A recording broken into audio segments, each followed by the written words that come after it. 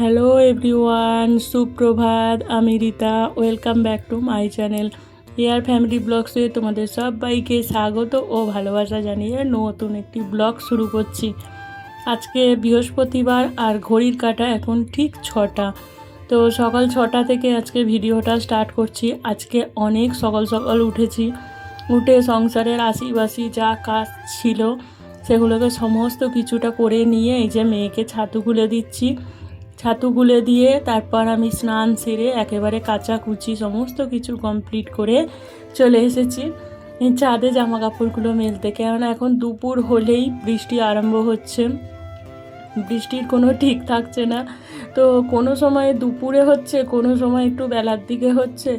কালকে এত পরিমাণ বৃষ্টি হয়েছে যে জামা কাপড় যে কাচবো ভিজাবো সেই সাহসটাই কুলিয়ে উঠতে পারিনি।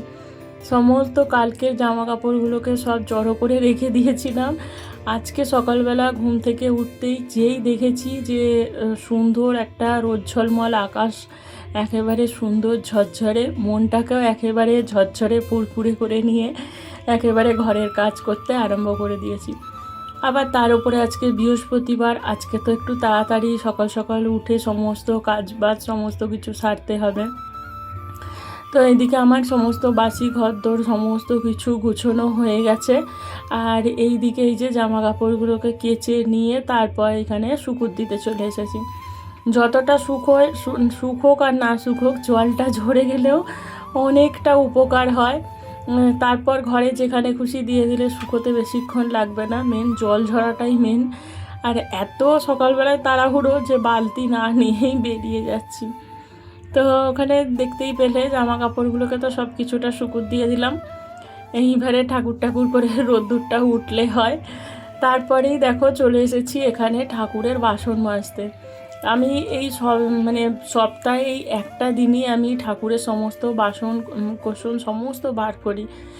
রেগুলার যে ঠাকুরকে জল খেতে দিই সেই থালাগুলো তো প্রতিদিন মাজা হয়, কিন্তু যেগুলো ওই ঘট ঠাকুরের ঘট, আম পাতা, যে তারপর যে বাদবাকি যে জিনিসগুলো থাকে সেইগুলো কিন্তু এই বৃহস্পতিবার দিনকেই মাজা হয়। তো এই জন্য সমস্ত কিছু মেজে গুছিয়ে নিয়েছি আর এখানে এক বোতল জল নিয়ে চলে এসেছি। কেননা আজকে জল এতটাই স্লো জল দিয়েছে যে পাইপ দিয়ে ওপরে ওঠেনে, তো ওই জন্য একটু অসুবিধে হচ্ছিল। নিচু থেকেই একেবারে বোতলে করে জল ভরে নিয়ে চলে এসেছি। এসে এখানে ঠাকুরের বাসনগুলোকে দুবার তিনবার করে জল পাল্টে পাল্টে ধুয়ে নিচ্ছি। কেননা এইটুকুনি জায়গার মধ্যে অন্য সময় জল উঠলে এক গামলা জল ভরে রেখে দিই, ঠাকুরের বাসন মাজতে অনেক সুবিধে হয়। আর একটুখানি জলের মধ্যে ভালো করে দুবার তিনবার জল পাল্টে পাল্টে সুন্দর করে ধুয়ে নিয়ে তারপর এখানে জল ঝরতে দিয়েছি। আসলে এই জলটা ঝরে যাওয়ার পর একটা শুকনো ন্যাকড়া দিয়ে ভালো করে মুছে নিলেই সুন্দর পরিষ্কার ঝরঝরে তরতরে হয়ে থাকে। আর তারপরে এই যে চলে এসেছি ঠাকুরগুলোকে মোছার জন্য। এখানে একটু আজকে যেহেতু বৃহস্পতিবার সেহেতু আজকে আর এমনি গঙ্গা জল দিয়ে ঠাকুরগুলোকে পোঁচাচ্ছি না, একটু গোলাপ জল আর অগ্রু সমস্ত কিছু মিশিয়ে তারপর ঠাকুরকে মোছাচ্ছি। তো আমি এটা প্রতিদিনই ঠাকুর মুছেই তারপর ঠাকুরকে জল দিই। কেননা আমরাও তো স্নান টান করেই তো খাবার দাবার খাই।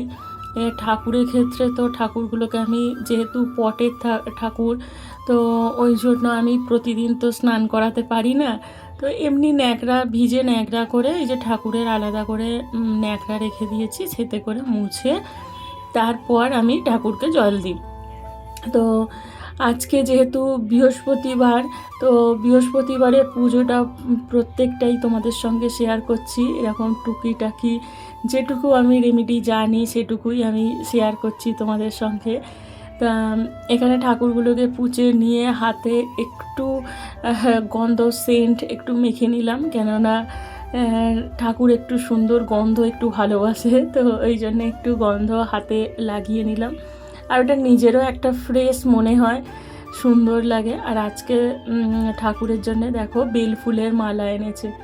তো ঠাকুরগুলোকে সুন্দর করে সমস্ত ঠাকুরকে আমি মালা পরিয়ে দিয়েছি মোচার পর। তারপরে এই যে লক্ষ্মী ঠাকুরের ঘটও সাজিয়ে নিচ্ছি।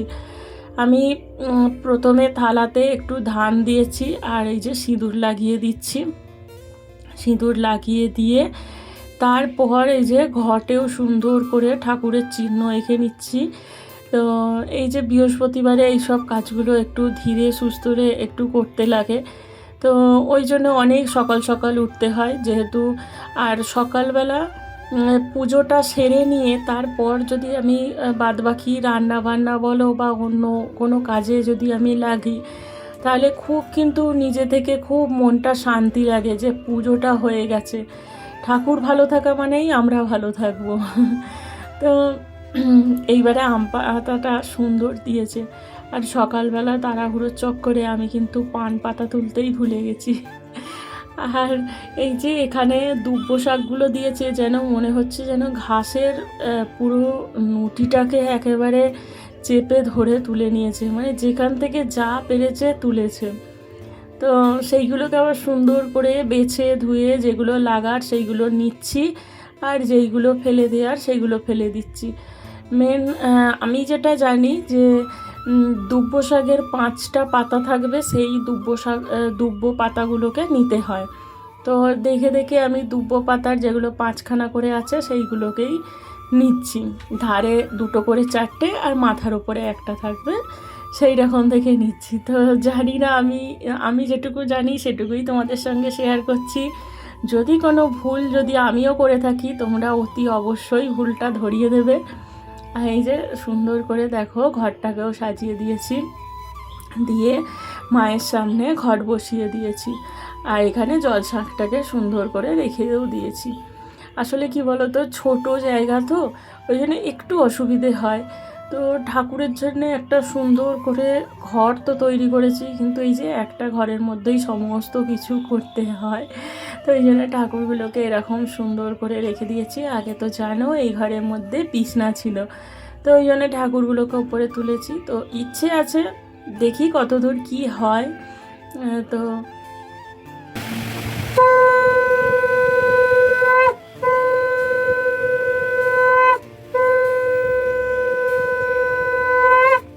এখানে আমার পুজো সমস্ত কিছু কমপ্লিট হয়ে গেছে। এইবারে রান্নাবান্নার কাজে শান্তি করে মন লাগাতে পারবো। তো সকাল থেকে উঠে এই যে এতটা বেলা হয়ে গেল, বুঝতেই পারছি না যে কোথা দিয়ে সময়টা কেটে গেল। ঠাকুরের কাছে যদি সারা দিনটাই বসে থাকি, সারা দিনটাই যে কিভাবে পার হয়ে যায় বোঝাই যায় না।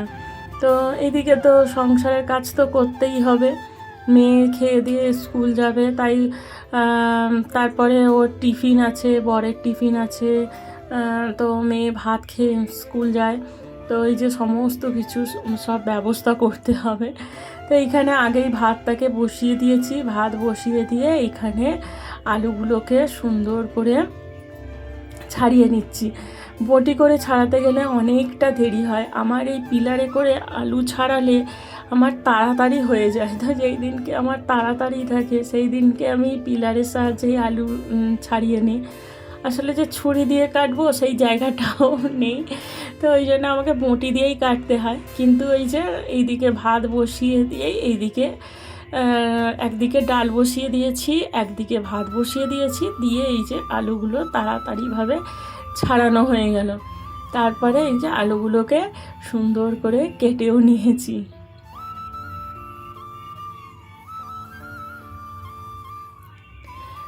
তারপরে কালকে রাত্রিবেলা একটু ডাল দেখছি এই দিক থেকে ওই দিক থেকে মানে ঘোরাফেরা করছে।